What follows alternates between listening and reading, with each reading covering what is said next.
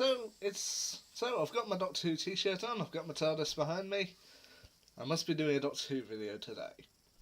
Now, some of you may remember, just before Christmas, I claimed that I had started watching some of the older episodes of Doctor Who. I mean, I personally have got every episode of the new Who series, well, pretty much from Rose up to Twice Upon a Time. I already had those in my collection, and I love them. But as I said, recently I've started looking back into classic Doctor Who era, and I thought to myself, why not? And I started with regeneration episodes. As I mentioned before Christmas, I just started to collect regeneration episodes such as The 10th Planet, The War Games, and Planet of the Spiders. Well, Christmas came and went, and with them I got another addition to my regeneration marathon. This one being a gift from a family member, Time and the Rani, a classic story from 1987. This was the regeneration episode for the 6th Doctor, and technically the first episode for the 7th Doctor. And I've heard people say this wasn't very good. I've watched it through. I think it's okay. Yeah. But then, as a regeneration episode, I feel it's a little bit closer, with New Who at least, it's the time and the Rani is possibly a little bit closer to a post-regeneration episode than an actual regeneration episode. It's probably much closer to something like the 11th Hour than it is to Parting of the Ways. But that doesn't necessarily make it bad either. I mean, I personally grown to love post-regeneration episodes. Post-regeneration episodes are actually some pretty good ones. I mean, you got The Christmas Invasion, The 11th Hour, Deep Breath, and The Woman Who Fell to Earth. All great episodes. So, yeah, technically this is more a post-regeneration episode. I'm sorry if I sound a bit weird. A post-regeneration episode than one where regeneration actually takes place. The story, at least, the 6th Doctor and his companion Mel Bush are knocked off. Their TARDIS is knocked off course by the Rani, and it lands on the planet of Lacutia. Yeah, they're subsequently found by the evil Time Lady, the Rani, played by Kate O'Mara, and is led by her and her tetraps to her base, where she plans to use the Doctor, plans to use the recently regenerated Doctor as part of her plan.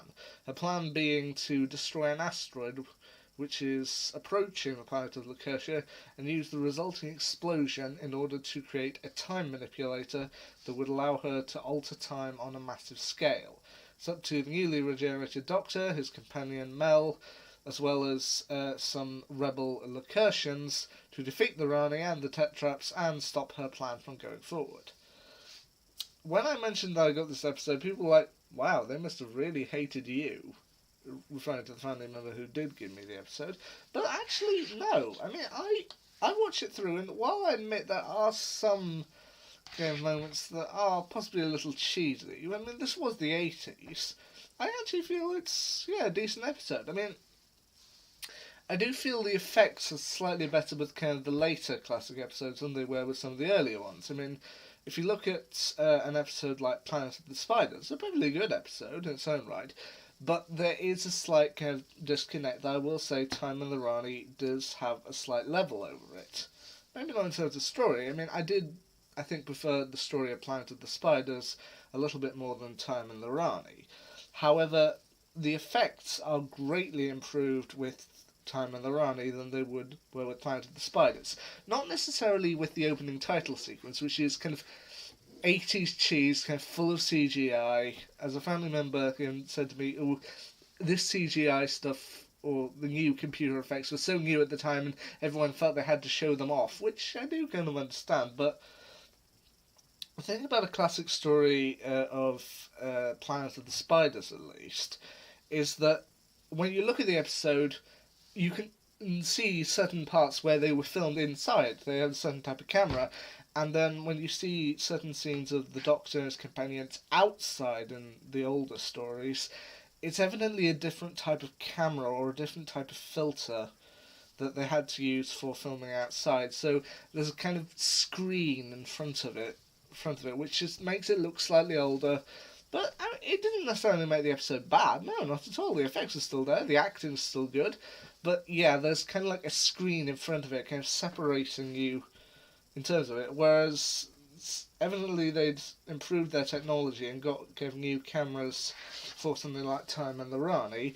So the outside scenes, of which there are many in this episode, with them kind of being on the planet Lacutia in a quarry somewhere, there is...